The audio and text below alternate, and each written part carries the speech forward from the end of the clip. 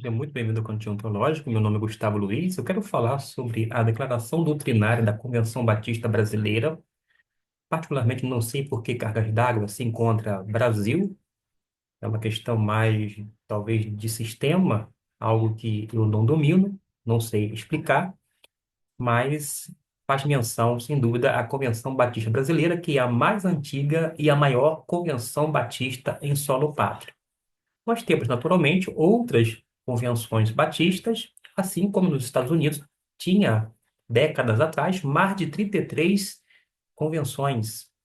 A maior de todas, a Convenção Batista do Sul dos Estados Unidos, que, de uma certa forma, exerceu uma grande influência e contribuiu e muito para que o trabalho batista fosse iniciado e, durante muitos anos, permanecesse sem nenhum suporte brasileiro, até que depois foi delegando aos poucos toda a questão, digamos, administrativa, etc. e tal, para os batistas. Não em relação às igrejas batistas, que são autônomas, mas no tocante à questão estrutural, a junta de publicação, seminários, orfanatos, escolas, etc. e tal.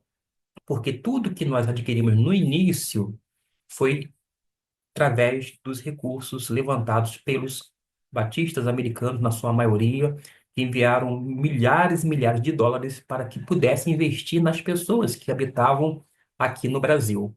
De sorte que nós temos uma dívida com a Convenção Batista do Sul dos Estados Unidos por tanto investimento, por tanto carinho, tanto amor e tanta dedicação. Nós temos, naturalmente, outras convenções que investiram no nosso país, mas nós temos que fazer esse destaque, sem dúvida alguma, para a Convenção Batista do Sul dos Estados Unidos, que é a maior nos Estados Unidos e no mundo entre os batistas. Quando a gente olha para a declaração doutrinária da Convenção Batista Brasileira, a gente precisa entender, primeiramente, o seguinte: nós, como crentes em Jesus, temos uma máxima. A Bíblia é a única regra de fé e prática. Pelo menos nas igrejas batistas eram ensinados desta maneira. Eu, particularmente, tenho 35 anos, aliás, vou completar 35 anos de vida cristã, de batismo. 18 vou completar em abril como pastor batista. Mas eu concebo de que a denominação batista não começou comigo. Começou muito antes da minha própria existência.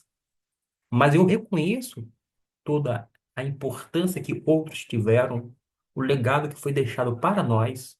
E eu penso que a gente tem uma responsabilidade enorme com essa alcunha batista.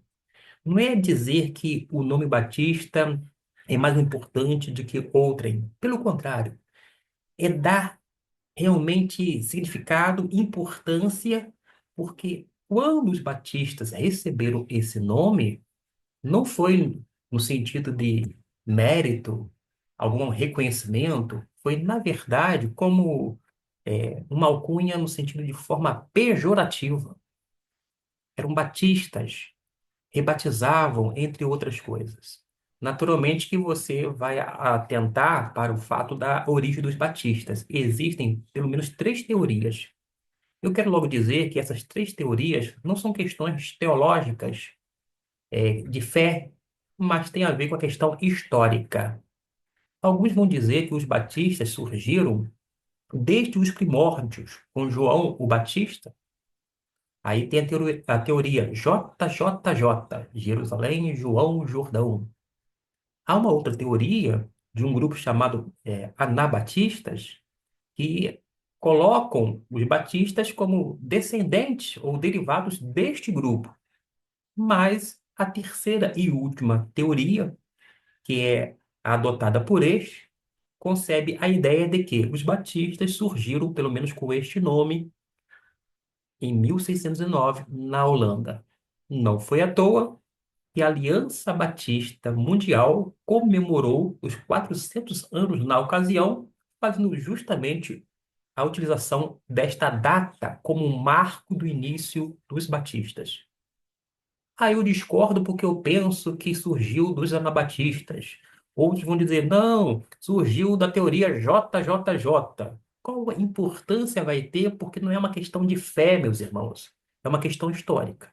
Agora, cá entre nós, eu prefiro a terceira teoria, porque a partir dela, a partir de 1609, nós temos documentos, nós podemos sustentar historicamente os batistas daquele período até os dias atuais. É muito melhor, mais confortável em relação à teoria do JJ, que é um tanto, entre aspas, lendária.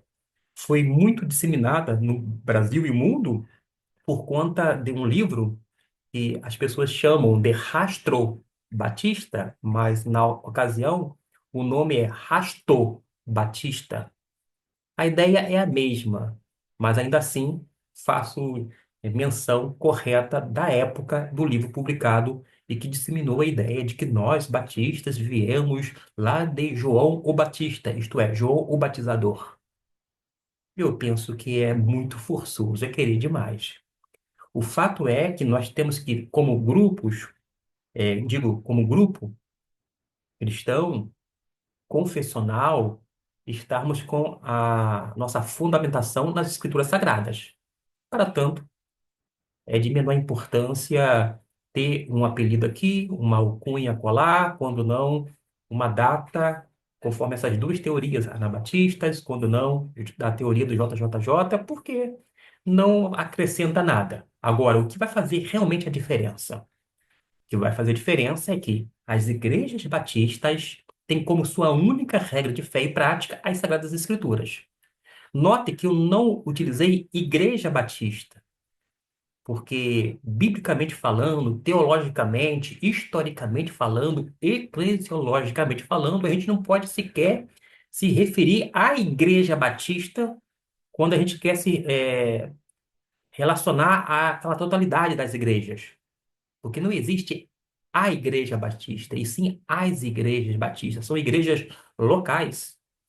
Voltando aqui para a Bíblia, eu entendo, e assim endosso, junto com outros batistas, no decorrer dos tempos, que a Bíblia é a carta magna de Deus ao homem. É nela que os crentes baseiam-se, se escoram, e é por ela que norteiam as suas crenças.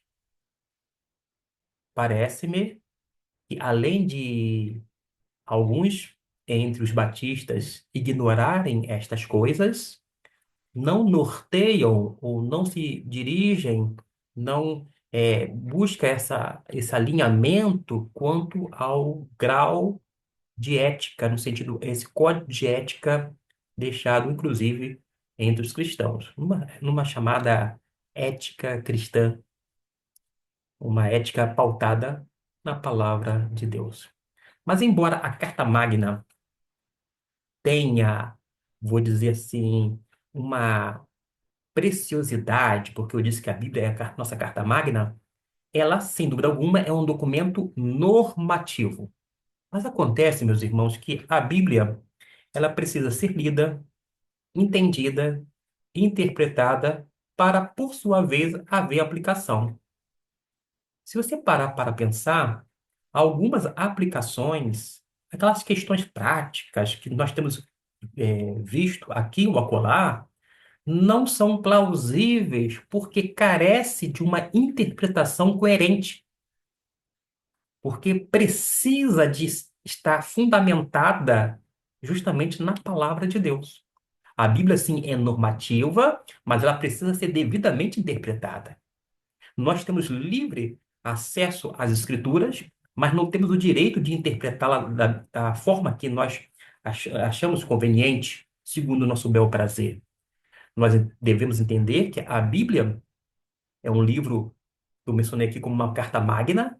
Ela tem que ser lida, entendida, interpretada e aplicada. Além do que, nós precisamos ainda conceber que o livre acesso às Escrituras não nos exime da necessidade de sermos intérpretes fiéis às Escrituras e leais à pessoa de Cristo Jesus.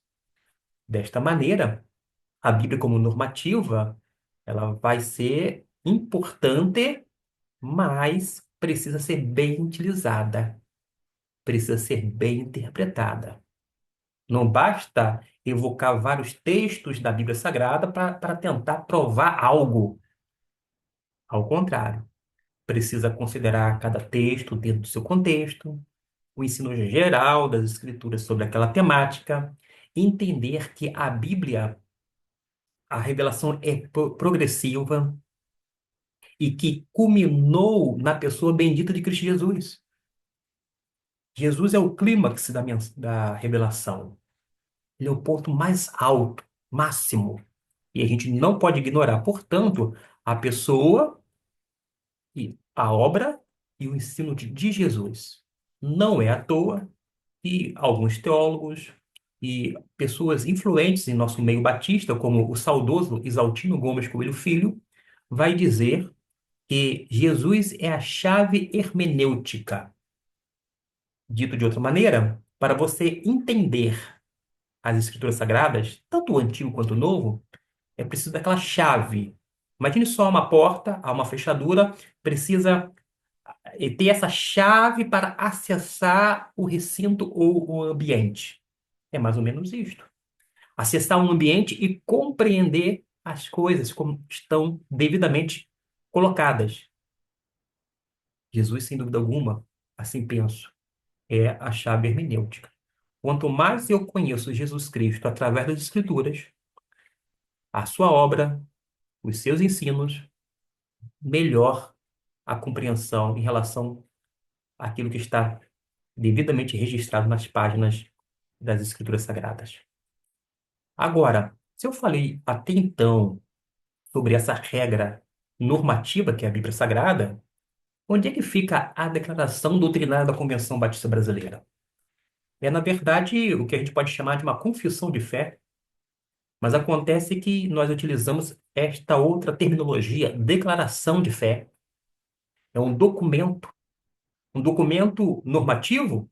Não, é um documento indicativo. Indica o que os batistas creem. Nós precisamos diferenciar uma coisa da outra.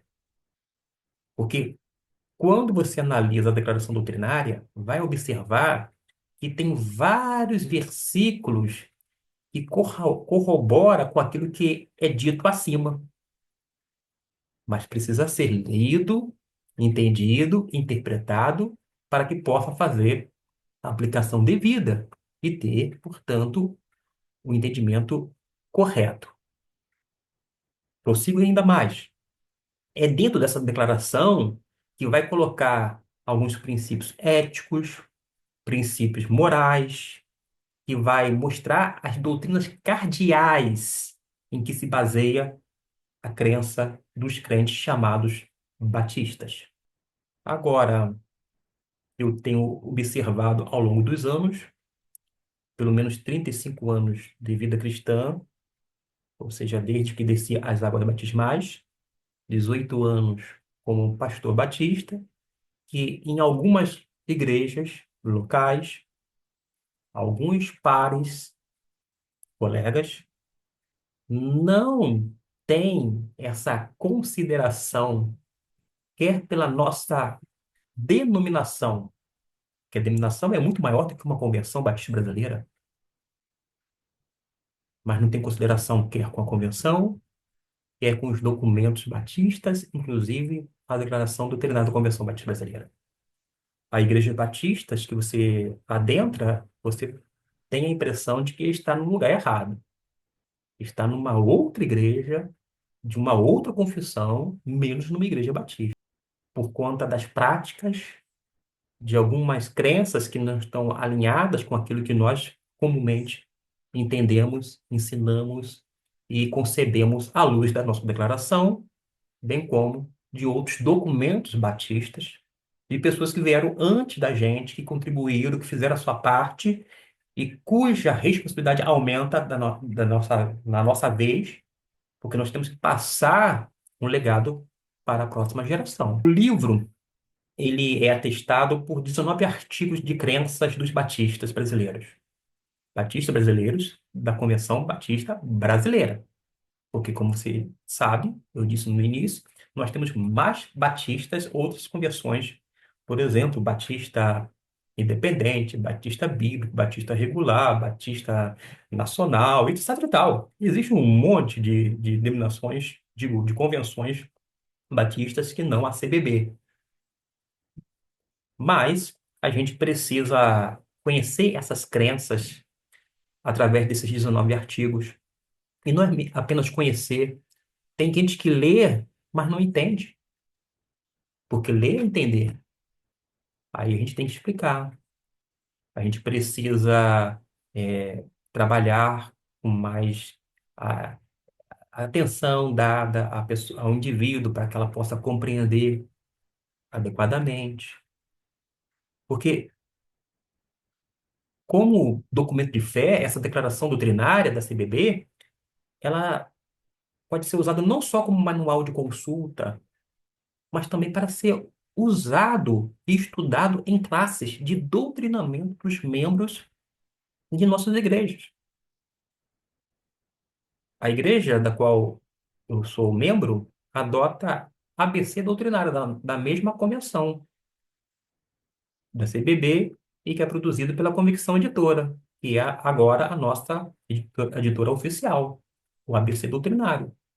Existem outros materiais que nós poderíamos utilizar na classe dos novos convertidos, mas eu penso que é de bom alvitre, não apenas os novos convertidos, mas até as pessoas que já estão 10, 20, 30 anos dentro das nossas igrejas, tivesse acesso aos 19 artigos da nossa CBB, uma referência à declaração doutrinária, para ser estudado, ser analisado. Não é simplesmente meditar, estudar e, por sua vez, fazer algumas pesquisas para dar rumo, para que a gente venha a ter, de fato, uma identidade denominada batista. Alguém vai dizer, mas o termo batista não salva. Quem disse que salva? Este nunca disse. Da mesma forma, todo crente em Jesus que se diz pentecostal, o fato de ser pentecostal por si só não o salva. Agora, como um salvo, ele pode se declarar um pentecostal. Da mesma maneira, como um salvo, eu me declaro um crente convicto, denominado batista. O importante é que, se você é assembleano, seja um bom assembleano, contribua com a sua igreja, com a sua história, com a sua dominação, conheça a sua história, seus princípios, suas doutrinas. É um presbiteriano, da mesma forma. E se é um batista, conheça a história, os princípios, a declaração doutrinária, conheça o trabalho, quer da Convenção Batista Brasileira, a qual você está inserido, como da União Batista Latino-Americana, da Aliança Batista Mundial, se mantenha inteirado sobre os trabalhos das convenções ao redor do mundo, porque a denominação batista é muito maior do que qualquer convenção. E tem-se dito que quem não conhece suas doutrinas está propenso a ceder à tentação e partir para outros arraiais. Não tenho dúvida disto. Muita gente saiu do Arraial Batista, graças a Deus está em outras igrejas, porque coisa triste é sair de uma igreja batista ou qualquer outra evangélica cristã e estar no mundo, não é verdade? Mas saíram das batistas, das igrejas, por falta justamente dessas doutrinas. E quando você não doutrina, quando você não ensina, não explica, quando você não expõe as escrituras de uma forma nua e crua e oferece esse alimento espiritual da parte dos altos céus através das escrituras sagradas, você faz com que as pessoas acabem sendo expostos e cedam à tentação e partir para outros arraiais. Aqueles que já partiram para outros arraiais estão bem, permaneçam aí. Agora, se por algum motivo saiu e deseja voltar, é com você, Deus. Mas, se voltar, conheça as doutrinas batistas, conheça a história, os princípios, os documentos de fé. Tem um grande historiador batista, que é autor de uma obra muito volumosa, vai declarar que os batistas, desde os seus primórdios, têm sido um povo ligado às confissões, que seria hoje equivalente à nossa declaração, porque está sempre pronto a dar resposta de sua fé a todos que lhe pedirem. A declaração doutrinária é um documento, repito, indicativo. De tempo em tempo, há uma necessidade de atualização, não no sentido ruim do termo, mas fazer uma revisão, porque o tempo exige tal coisa. Recentemente, houve-se uma tentativa de fazer uma revisão, deu pano para manga, porque nos bastidores tem gente que começa a fomentar muita coisa que não é procedente, tem aquela turba, não turma, turba mesmo, porque aquele pessoal que gosta de causar uma grande confusão, uma movimentação desmedida, mas que não tem interesse real, quer na denominação como um todo, na convenção, nas igrejas locais, ou ainda nos papéis associacionais, etc. e tal, mas estão ali para causar.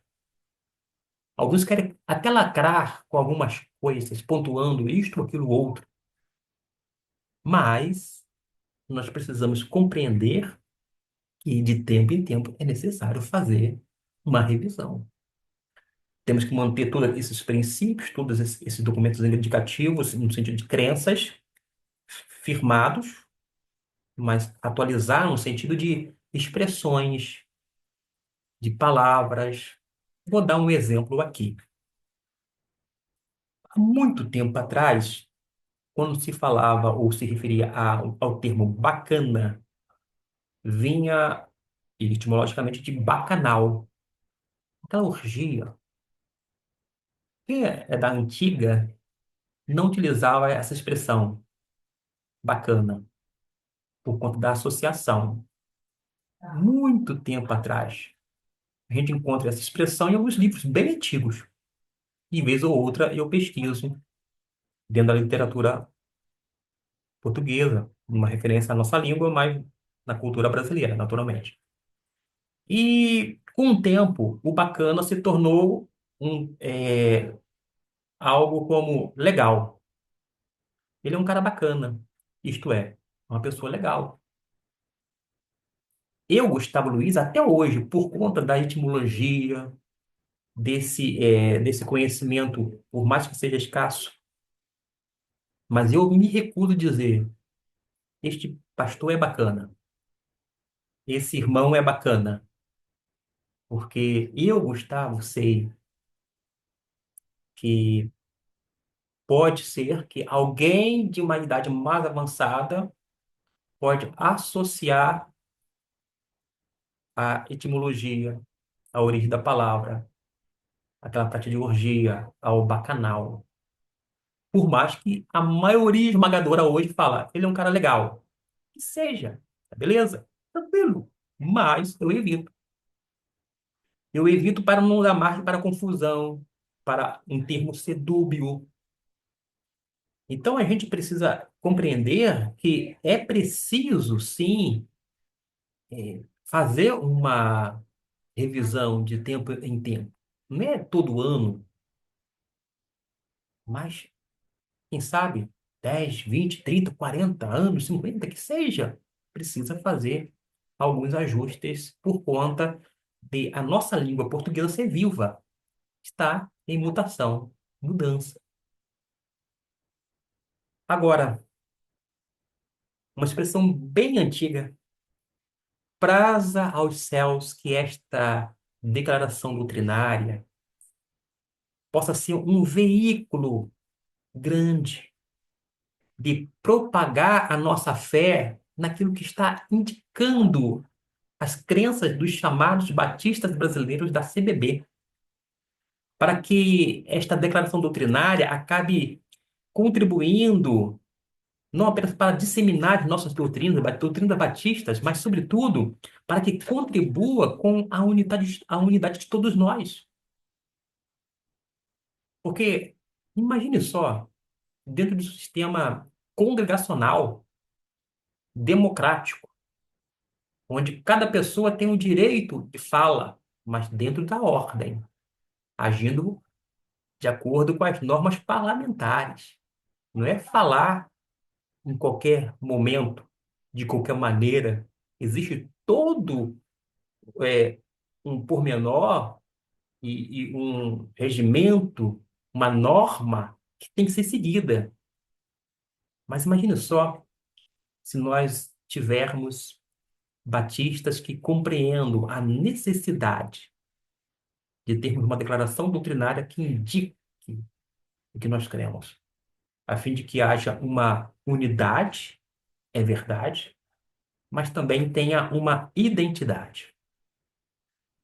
Quando a gente estuda o Antigo Testamento, vamos observar que houve uma perda de identidade do povo de Israel. E para que esta não fosse completamente diluída, houve o retorno do povo dele, do cativeiro. Aí entra personagem daquele período chamado da restauração, conforme é assunto da nossa escola bíblica dominical.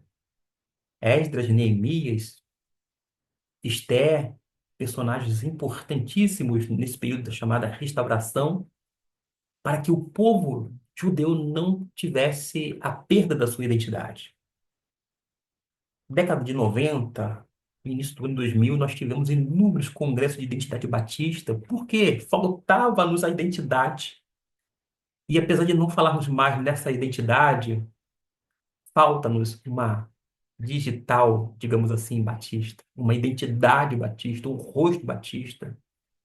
Não no sentido de sermos iguais como pessoas, somos diferentes, mas devemos crer e pensar em doutrinas comuns, adotar práticas e comportamentos que venham não apenas satisfazer um grupo minoritário, mas estar a serviço e utilizado para o bem comum, o bem de todos.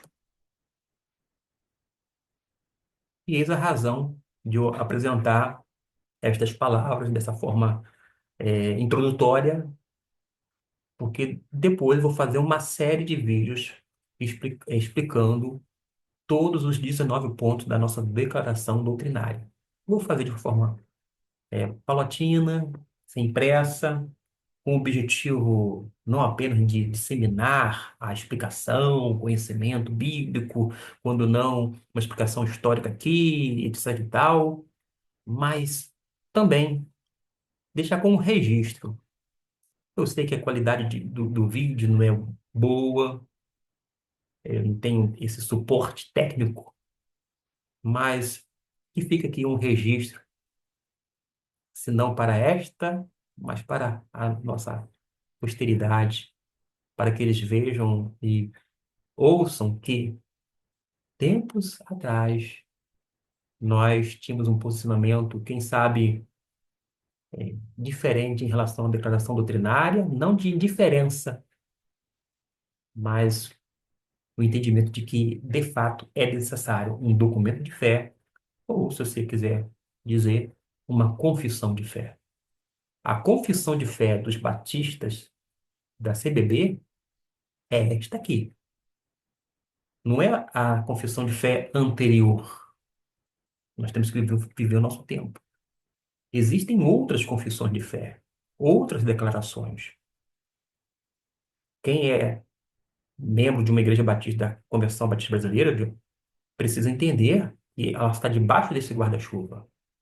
Adotar uma declaração alheia, quer seja de grupos de irmãos como os batistas regulares, estou apenas mencionando como exemplo, batistas independentes, batistas bíblicos, batistas disso, daquilo outro, mas a gente não tem que seguir batista reformado. A declaração doutrinária da Convenção Batista Brasileira não é uma declaração de reformados. Nós não temos sacramentos, não para quem está debaixo desse guarda-chuva. Mas você, ou eu, e eu já ouvi, até mesmo em tempos mais recentes, pastores batista, debaixo, vou dizer, desse guarda-chuva, mencionar em Santa Ceia. Não é uma expressão do nosso grupo denominado batista. Primeiro que a ceia não é dita desta maneira, Santa Ceia, simplesmente a ceia do Senhor.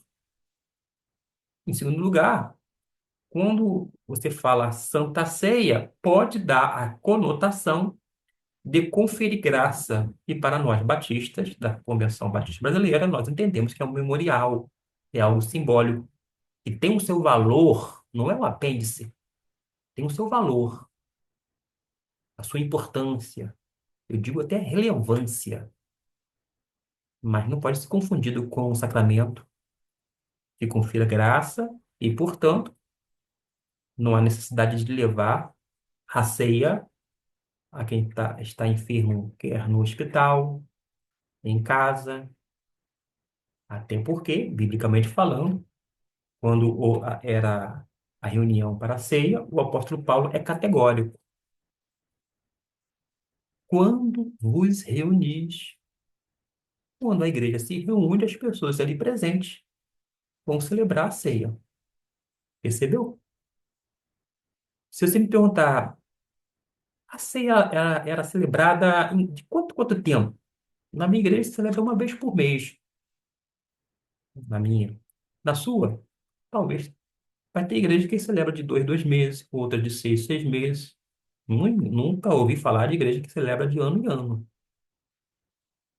Mas a impressão que eu tenho é que todas as vezes que eles se reuniam, eles celebravam a ceia. É uma impressão. Eu não vou aqui discutir, apenas eu posso trabalhar isso depois, no outro vídeo, não dentro da declaração doutrinária ou quando a gente chegar no quesito batismo e ceia, aí sim abordar e trazer alguns pontos históricos, não necessariamente de fé, mas que possam, quem sabe, oferecer respostas, ainda que não sejam satisfatórias a mim ou a você, mas pelo menos respostas a partir daquilo que nós de fato temos, ah, enfim, à nossa disposição, através de uma pesquisa, de uma consulta, de uma leitura, de ouvir outros falarem, etc e tal. Mas fica aí esse vídeo, bastante longo para uma introdução, mas que eu julgo necessário por ser um registro. E para deixar aqui devidamente, desta forma, foi feito no dia 29/1/2026.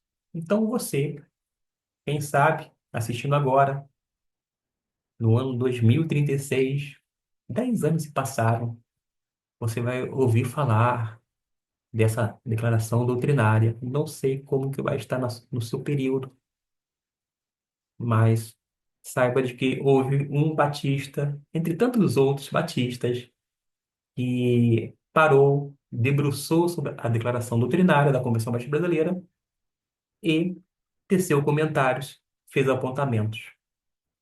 Não como representante direto da Convenção Batista Brasileira, mas como membro da Ordem dos Pastores do Batista do Brasil, como pastor batista, como professor de seminário, como membro de uma igreja local, como alguém que está há décadas na iluminação, servindo, cooperando e realmente orando e desejando do fundo do coração que a Convenção Batista Brasileira, através das suas igrejas locais, venha crescer, mas de forma saudável, que tenha crescimento, mas que tenha qualidade, que tenha saúde espiritual através das Sagradas Escrituras. Então, se você está assistindo muitos anos depois desta data, de acordo com o registro feito agora há pouco, eu espero que você sinta-se motivado e, sobretudo, incentivado por este, que não estará mais lá na frente, ou junto contigo, mas que um dia pensou em prol de algo maior e não apenas num projeto pessoal ou ministerial. Não existe carreira solo dentro do cristianismo e, particularmente, dentro do arraial cristão denominado batista.